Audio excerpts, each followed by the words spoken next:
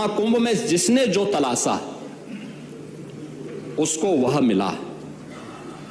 गिद्धों को केवल लाश मिली, सूअरों को गंदगी मिली,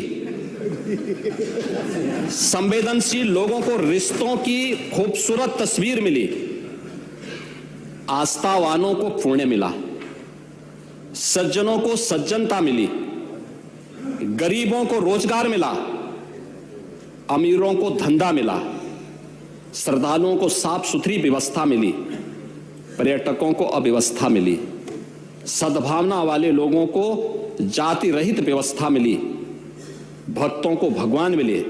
मतलब सबने अपने स्वभाव और चरित्र के अनुसार चीजों को देखा है।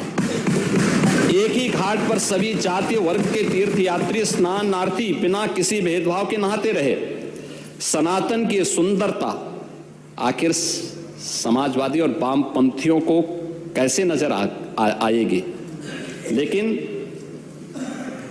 इनके द्वारा लगातार किए जाने वाले प्रश्न इनकी नियत को ही संदेह के दायरे में खड़ी करती है। हमारे कुंभ को और पौराणिक जो परंपरा रही है या कुंभ के आयोजन में सबसे ज्यादा श्रद्धालुओं को अगर ठेस और सबसे ज्यादा श्रद्धालु अगर कभी अपमानित हुआ है तो वो इनकी सरकार में जो कुंभ का आयोजन हुआ है।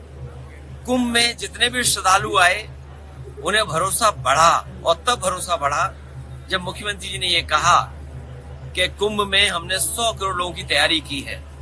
और उसके बाद लगातार जिस तरीके से बड़े बड़े वीआईपी लोग आए, देश के प्रधानमंत्री जी ने स्नान किया, राष्ट्रपति जी ने स्नान किया, कोई भी ऐसा नहीं बचा होगा। खासकर भारतीय जनता पार्टी की अलग बात है कि अभी भी भारतीय जनता पार्टी में बहुत सारे लोग बचे हैं जो स्नान करने नहीं पहुंचे हैं, लेकिन बड़े पैमाने पे लोग आए। और जब लोगों ने देखा कि निमंत्रण बड़े बड़े लोगों को जा रहा है, प्रतिष्ठित लोगों को जा रहा है, संपन्न लोगों को जा रहा है, तो लोगों का भरोसा बढ़ा और भरोसे के साथ लोग कुंभ के स्नान के लिए आए। सबसे पहला झूठ जिससे ठेस लगने की बात शुरू होती है, ये कहना कि 144 वर्ष बाद हो रहा है।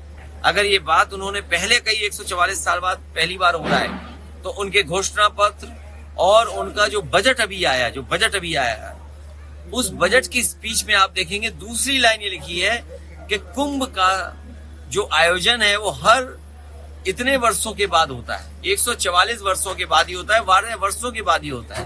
तो ये जो ठेस पहुंचाने का काम, मार्केटिंग करना, अपने आप को चमकाना, उसमें ये किसी ने किया तो भारतीय जनता पार्टी ने सबसे ज्यादा धर्म को ठेस पहुंचाई है। और एनजीटी और यूपी पॉल्यूशन बोर्ड जैसे डबल इंजन आपस में टकरा रहे हैं, उसी तरह ये दोनों विभाग भी टकरा रहे हैं। अब तो साइंटिस्ट भी टकराने लगे हैं। तो मैं तो कहूंगा ये डबल इंजन सरकार नहीं है।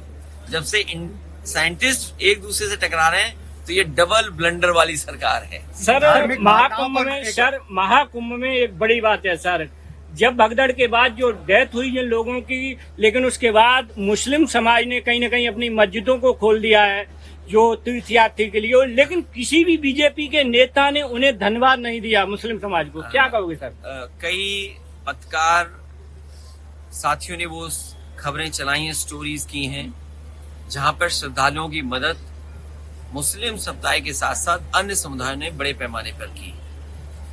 उस दिन जिस समय सरकार का इंतजाम फेल हो गया, तो सबसे ज्यादा मदद करने के लोग अगर कोई सामने आए तो मुस्लिम समाज के लोग। उन्होंने अपनी मस्जिदों में, अपने घर में, अपने मदरसों में, अपने जो भी स्थान उनके पास था, न केवल उन्हें रुकने की जगह दी बल्कि उनकी जो सेवा कर सकते थे उस समय कड़ाके की ठंड में, जब सबसे ज्यादा जरूरत थी खाने पीने के, कपड़ों की, वो इंतजाम किया और लोगों को मिलाया भी। ऐसे भी तमाम मुस्लिम समाज के लोग हैं जिन्होंने मिलाया भी एक दूसरे परिवार को। मिलाने के साथ साथ कई जो बीमार होने पर या हार्ट अटैक होने पर भी डॉक्टर सामने आए जो मुस्लिम समुदाय के थे। इसलिए मैं ये बात याद दिलाना चाहता हूँ, ये बीजेपी के लोग तो ऐसा प्रचार कर रहे हैं कि कुंभ पहले होता ही नहीं था, कुंभ का आयोजन बीजेपी ही करा रही है। ये प्रचार करने की कोशिश की और अपने आप को ठप्पा लगवाने की कोशिश की, लेकिन सच्चाई ये जो डॉक्यूमेंटेड हिस्ट्री कहती है वो ये कहती है कि सम्राट हर्षवर्धन ने कुंभ लगाने की परंपरा शुरू की थी। जब सम्राट हर्षवर्धन कुंभ लगाते थे तो तमाम समुदाय के लोग, तमाम धर्म के लोगों को बुला करके वहां पर दान या उनसे मिलने का या आध्यात्मिक कार्यक्रम होते थे। स्नान करना, दान करना, बीजेपी से क्या उम्मीद करोगे कुछ दान करेंगे? ये दान नहीं करेंगे, ये आपसे सब कुछ छीन लेंगे। समाज में धर्म हमारा व्यापार का सवाल नहीं हो सकता है। जो लोग कुंभ को व्यापार समझ रहे हैं वो सबसे ज्यादा हिंदू धर्म को ठेस पहुंचा रहे हैं। वो कह रहे हैं कि अगर हमने 10,000 12,000 करोड़ रुपए लगाए भी हैं, इससे 3 लाख करोड़ का व्यापार होने जा रहा है। और अगर 3 लाख करोड़ का व्यापार यूपी को हुआ है तो कम से कम जीएसटी तो मिली होगी ना। अगर 3 लाख करोड़ का कारोबार हुआ है तो आप सब व्यापार से जुड़े लोग हैं, तो हमें मुख्यमंत्री जी ये बताएं कि जीएसटी कितनी मिली होगी। और अगर जीएसटी मिली है और अगर जीएसटी का आंकड़ा नहीं दे रहे हैं तो मुख्यमंत्री जी की वही बात होगी 46 में 56 वाली। सर, यूएस एड को लेकर क्या कहेंगे? लगातार ट्रंप बोल रहे हैं ये हमें और आपको उलझाते रहे ट्रिलियन में। दिल्ली वालों ने कहा 5 ट्रिलियन, लखनऊ वालों ने कहा 1 ट्रिलियन। हम और आपको सबको उलझाया ट्रिलियन में और खुद ले लिया बिलियन इन्होंने। सर सत्ता में हमें आपको उलझाया ट्रिलियन में कि 1 ट्रिलियन 5 ट्रिलियन और खुद ले लिए इन्होंने 21 मिलियन। और ये कौन कह रहा है? केवल 21 मिलियन की बात नहीं, जो बात हम लोग कहते आए थे कि बैलेट पेपर से वोट पड़ना चाहिए। सोचिए, अमेरिका के राष्ट्रपति का कहना कि MIT या जो एक्सपर्ट्स हैं कंप्यूटर में या जो साइंटिस्ट हैं टेक्नोलॉजी के या और तमाम जो इस कारोबार से जुड़े हुए बड़े लोग हैं, वो महसूस करते हैं कि इलेक्ट्रॉनिक वोटिंग मशीन से वोट पड़ना खतरनाक भी है और उसमें बहुत कुछ होता है अंदर ही अंदर, जो कह रहे हैं अपने बातों में। इसलिए बैलेट के पक्ष में उन्होंने ही बोला। अब हमें उम्मीद है कि भारतीय जनता पार्टी की आंखें खुल गई होंगी और भारतीय जनता पार्टी 21 मिलियन की शर्म को बचने के लिए, अपने आप को बचाने के लिए बैलेट का वोटिंग शुरू कराएंगे। जब वो कह रहे हैं कि 1 नेशन 1 इलेक्शन, तो यूपी का चुनाव कराएं एक फेज में। 1 नेशन 1 इलेक्शन, उससे पहले 1 फेज में चुनाव करा के दिखाएं और कम से कम अपने मित्र की बात माने, जो अमेरिका में मित्र हैं, इनके दोस्त हैं, कि वो चाहते हैं बैलेट से वोट पड़े। अच्छा, प्रधानमंत्री जी अभी ये बागेश्वर में बोल रहे हैं कि विदेशी ताकतों के साथ भारतीय पॉलिटिक्स में धर्म को अप्रचारित किया जा रहा है कुंभ के नाम पर। ये बात मुझे समझ में नहीं आ रही है, क्या सवाल पूछ रहे हो। लेकिन हमारा धर्म तो दुनिया में पहले ही जा चुका है और बहुत तमाम लोगों का योगदान है। स्वामी विवेकानंद जी का योगदान है और भी साधु संत रहे, ऋषि रहे, जो गए हैं समय समय पर वेस्ट में हमारे धर्म का प्रचार किया है, आध्यात्म की जानकारी दी है।